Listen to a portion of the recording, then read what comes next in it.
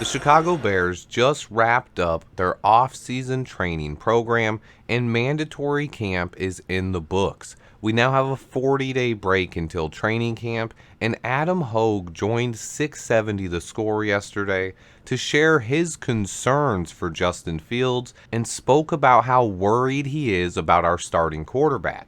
I'm going to let you guys listen to the quote in its entirety here. I'm not trying to twist his words or anything, but this was on the same day that Justin Fields went 15 for 18 on the day, and this is what Adam Hoge had to say. Look, guys, today was not a great day for QB1. I don't want to I'm hear wondering that. if maybe it was the visor. Maybe he had a different color visor on today, and I just didn't pay close enough attention and didn't know. I'll chase the actual story. Why wasn't it a good day for QB1? What happened, Adam? That's a good question. Really, yesterday wasn't great either, but today was.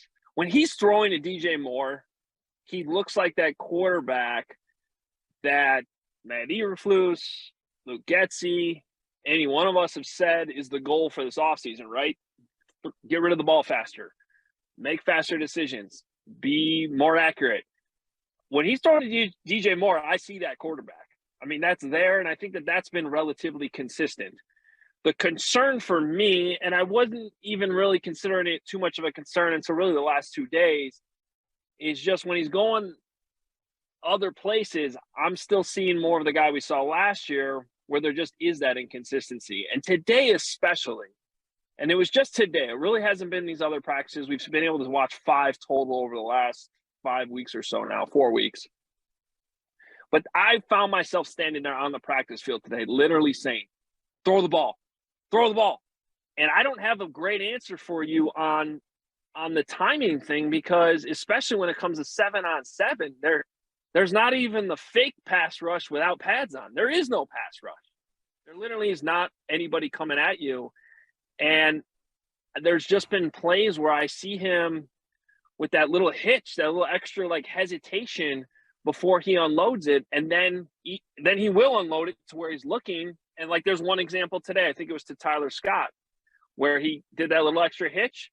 He finally decides to throw it, and it gets broken up by Jalen Johnson, because you just can't give DBs at this level that little half extra second to make the break on it, or they're going to make the play. And so, again, I'm mostly talking about today and a little bit from yesterday on that conversation, but it was a little bit concerning to me today. Look, if for some reason Adam Hoge was listening, I have no problem with you at all. I think Hoge understands football better than most journalists, and I have no personal hard feelings towards the guy. I just believe that sometimes he can be a bit overly negative. Maybe it comes from covering a team that consistently fails to meet expectations, but I understand what he's trying to say even. My expectations are higher than anyone when it comes to Justin Fields, our franchise quarterback. I just don't understand how you can harp on him having a bad day when he goes 15 for 18. Just think about that. He completed 85% of his passes on the day, and somehow Adam Hoge is talking about what a bad day he had.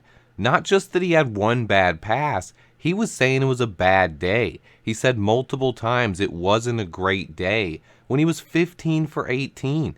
He also goes on to say that Justin Fields looks elite when throwing the ball to DJ Moore, but he doesn't look so good when throwing to other receivers.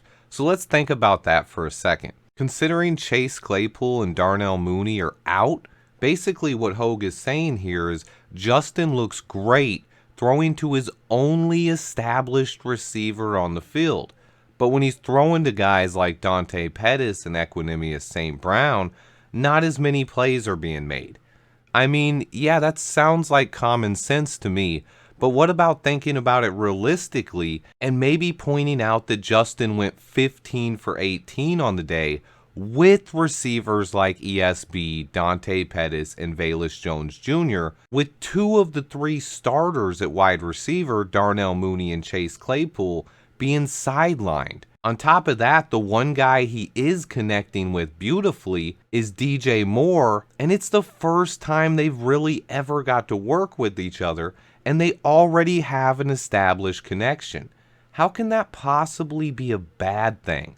I have no problems when people report that Justin Fields had a bad day. It happens sometimes, especially in June. Nobody is perfect. However, making a big deal out of a bad practice in June is just creating a narrative. But when the quarterback goes 15 for 18 on the day and you want to call it a bad day, I'm questioning your analysis. Negative reports when it comes to the Bears get tons of attention. We all have bad days. We are human, myself included. However, if anyone had a bad day yesterday, it was Adam Hoge's reporting and not Justin Fields' passing. Every single player on this roster is going to have some up and downs over the next few months. It's important to remember that it's June. Even guys like Patrick Mahomes and Joe Burrow throw interceptions at minicamp. I'm a huge Justin Fields supporter, and I don't think all we should do is praise him. I think it's fair to call him out when he makes mistakes, but it's important to not harp too much on the negatives, and I think sometimes that's what our journalists love to do. I've actually heard Hoge talk about this recently and saying that he never says anything negative just to say it. But 15 for 18 on the day, and you want to say it's a bad day?